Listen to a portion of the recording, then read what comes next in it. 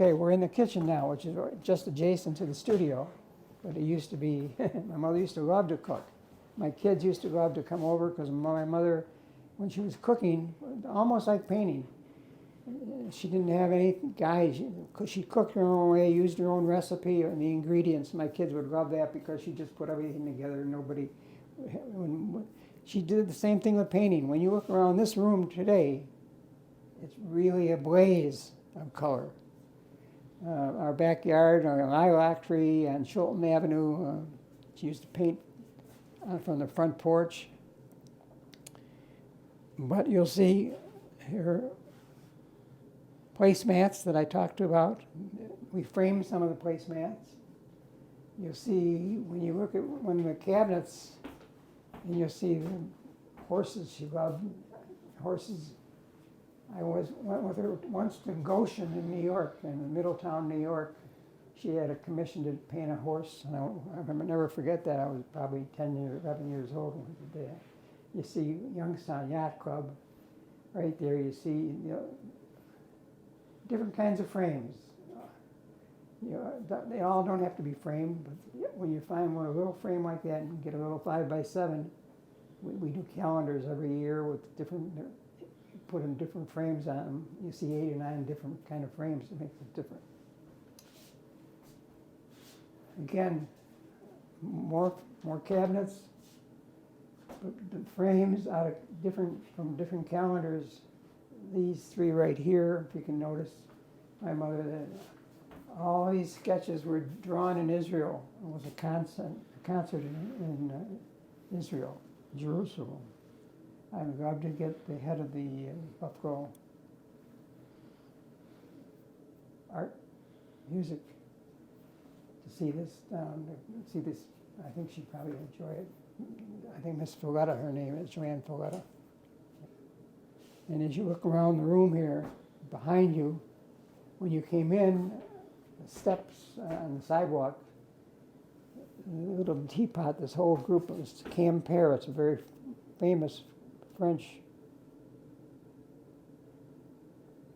location for Quimper china, and these are original pieces of china. My mother used to paint them a lot, and there they are right there. This wall, that's an original. I have a print of it, and I don't think people should be afraid of prints. They're less expensive, of course. It's nice if you can afford the original, but prints, there's nothing wrong with having a print. Because here's the best example right here. There's a print of that still life you saw when you walked into the house, right there. I talked a little bit about Lamas and the cube.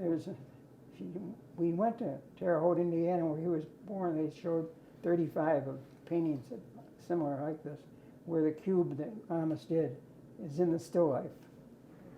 This whole group of Matisse pieces. We'll show you one. See if we can get this on there. I have no idea how she did this. I still finds. I don't think she used a straight edge. I don't think that she used a protractor. I just think she just had a control. She put this portrait right in next to it, this little piece like this. Amazing, I think.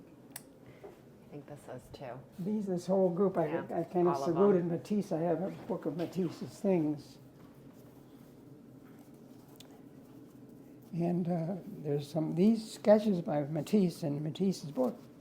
These are $20,000-$30,000 for each one of these little sketches. We have hundreds of them. This is all Matisse book. This whole group of Matisse pieces I thought. Then we would go out into the pantry. Everybody, old homes like these, it's a 100-year-old house, and a pantry as well as a kitchen. And you can see a little bit of her Quimper back there, the china and the cabinet. This piece sitting on top of the refrigerator is the best example of what people can do with power towers. And you see all the towers on the highways when you drive by them. The power, they're in color like this, but you'll see the same formations. People, they look like stick people very far when you see them. that's just one she had for fun. She did this kind of thing for fun. I don't know if you can. The from IKEA, you don't have to buy an expensive frame a couple, $3 or $4 maybe. And I put one of the sketches in on both sides. If you you'll see a nude, kind of industrial. Here it is on front and back. Here's an interesting one. This was one of my mother's friends, one of her painting friends. Yes, it is, Charles Birchfield. She used to call him Charlie. They painted up in Buffalo for years together. And of course, the Birchfield painting had been well sought, well taken care of, their entire group. But a Birchfield sketch now is $10,000, $20,000. This was Mrs. Birchfield. This whole group.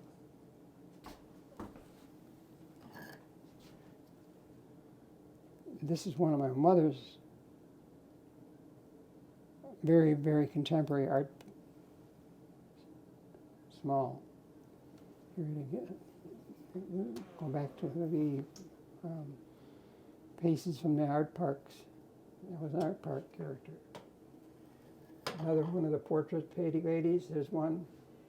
Her name is Dixie Haberry. The Haberry Lumber Company was a big industrial place right around the corner on Chilton Avenue, as a matter of fact, across from Trot. But that was the wife, Southern Belle. And that was her husband ran this Haberry Lumber Company. And there she is right there. You'll see another couple portraits that she did, very different. And Sarah looks them, the eyes tell the story. Then we can